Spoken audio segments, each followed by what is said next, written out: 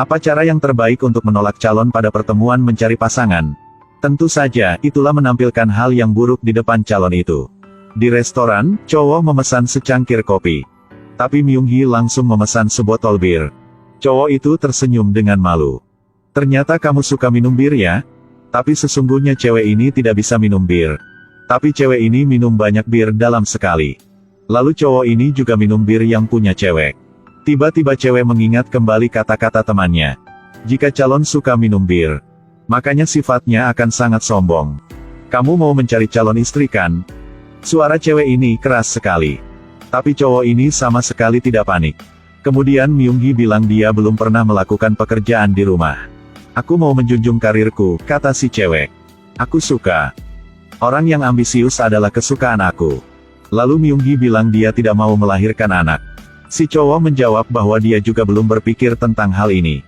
Oleh itu, si cewek memutuskan akan memakai trik yang luar biasa. Mereka pergi ke sebuah toko pakaian yang mewah. Lalu si cewek bilang dia tidak membawa uang. Terus dia memilih sebuah tas. Aduh, harganya lebih dari 30.000 won. Lebih banyak daripada gaji setahun dia.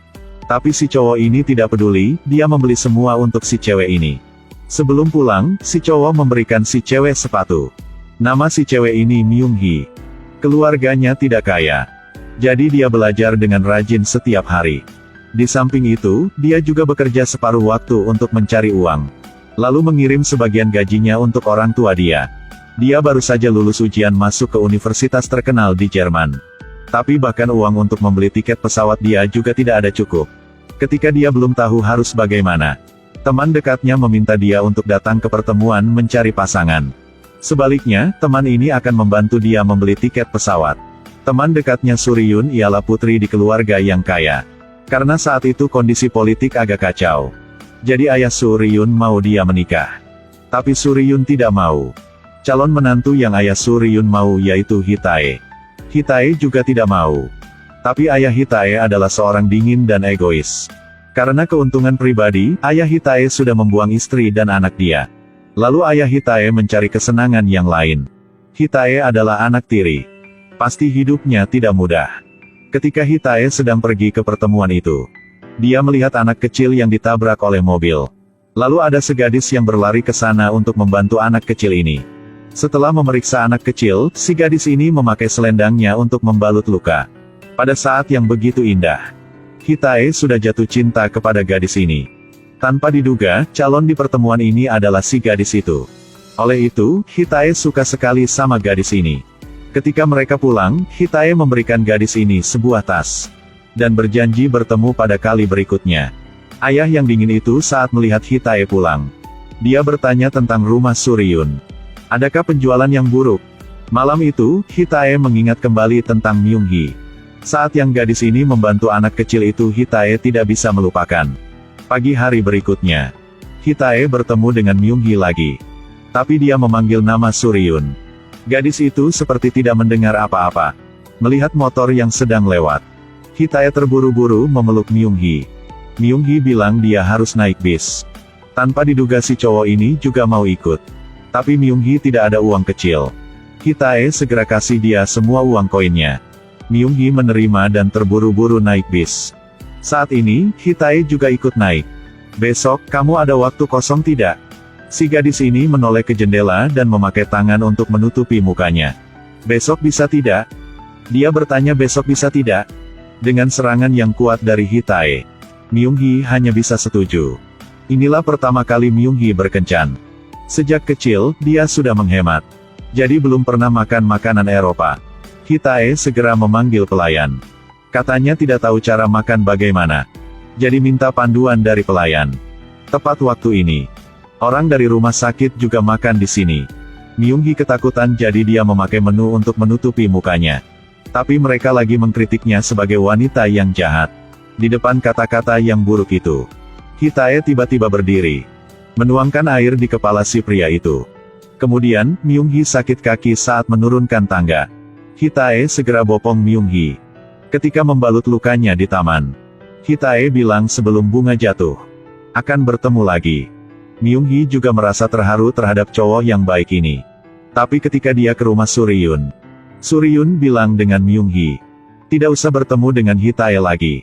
Karena Suryun sudah mencapai tujuannya. Saat ini, mereka berdua turun. Aduh, Hitae sudah membawa hadiah ke sini. Ketika melihat Myung-hee, Hitae sangat terkejut. Lalu Hitae bersalaman sama Suryun. Lalu menoleh ke Myung-hee. Myung-hee bersiap untuk pergi tapi ayah Suryun menghalanginya. Kata ayah Myung-hee, di sini nanti makan bersama. Saat ini, kakak Suryun datang.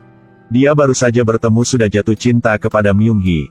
Suryun dan Hitae ke kebun rumah untuk berbicara. Suryun bilang dia pasti tidak akan menikah dengan Hitae. Jadi jangan memimpi lagi. Hitae juga begitu. Hitae bilang dia suka Myung-hee. Tapi Suryun bilang, Myung-hee sama sekali tidak suka Hitae. Karena tiket pesawat, jadi Myung-hee setuju ke pertemuan itu. Saat itu, Hitae bilang dengan Myung-hee, malam ini bertemu pada jam 7, jika tidak bertemu dia tidak akan pulang. Suryun juga bilang, sejak waktu Myung-hee bertemu dengan Hitae, setiap hari Myung-hee bisa masuk dengan bebas. Dan melakukan hal yang Myung-hee suka. Suryun bertanya, apakah kamu suka Hitae? Saat itu, Myung-hee sudah menolak. Kemudian Suryun bilang dia sudah kasih tahu Hitae bahwa Myung-hee bertemu dia hanya karena tiket pesawat. Seorang teman dekat. Seorang yang Myung-hee suka. Myung-hee selalu sangat tegas. Tapi saat ini dia merasa ragu-ragu. Seharusnya dia datang atau tidak? Tapi akhirnya Myung-hee masih datang. Myung-hee minta maaf karena sudah berbohong. Lalu Myung-hee berkata, dia bukan putri yang kaya sejak kecil. Tapi Hitae bilang, Hitae sudah tahu Myung-hee bukan putri itu dari awal. Myung-hee bilang keluarga dia sangat miskin. Dan dia adalah tulang punggung di keluarga. Tapi Hitae tidak peduli hal itu. Aku adalah anak tiri. Ibu aku adalah penyanyi di bar. Ternyata Hitae tidak seperti penampilannya. Mobil yang mewah dia memakai pada kali itu. Ternyata Hitae mau menjual untuk membantu teman dia. Karena teman ini, Hitae berpindah ke rumah lain. Bahkan Hitae mau menjual gitarnya. Mereka pergi keluar rumah sakit. Hitae bisa melihat kesedihan gadis ini. Hitae bilang, aku tidak setuju. Apa? Apakah kamu mau putus? Aku tidak setuju. Ketika seorang wanita bertemu dengan seorang pria dengan perasaan ini, pasti mau putus. Tentu saja Hitae tidak setuju. Pada siang hari, kakak Suryun kabari Myung-hee tentang pernikahan Suryun dan Hitae. Si kakak ini bilang mereka berdua sangat cocok. Saat ini, Suryun mengambil alasan pacaran untuk mengikuti demo. Hitae mencari dia untuk berdiskusi tentang pernikahan. Tapi tiba-tiba Suryun terjatuh. Myung-hee bekerja di rumah sakit. Myung-hee melihat mereka berdua yang sedang bercanda. Myung-hee merasa agak sedih.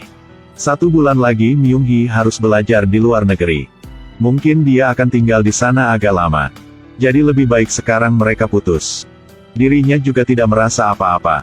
Kakak Rikar, ada pesan dan panggilan masuk dari WhatsApp, segera dibuka. Karena sudah kondisi darurat sekali. Remax Production. Hitae sendiri di kamar dan bermain gitar. Dia bertanya teman juga sarankan dia menyerah. Tanpa diduga, pada hari besok, Hitae datang. Myung-hee terburu-buru mendorong Hitae keluar.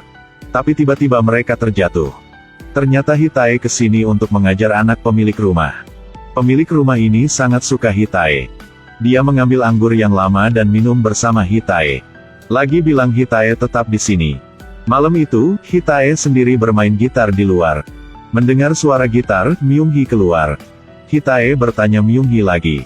Bisakah sebelum pergi berkencan sama dia sebulan? Myung-hee tidak menjawab.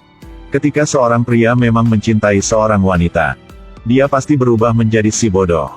Hitae bersalam Myung-hee kapan saja. Meski tidak tahu Myung-hee kemana, dia tetap ikuti dia. Hitae membawa roti, telur dan alkohol juga. Sekantong jajanan. Bahkan Hitae mau melihat tas Myung-hee.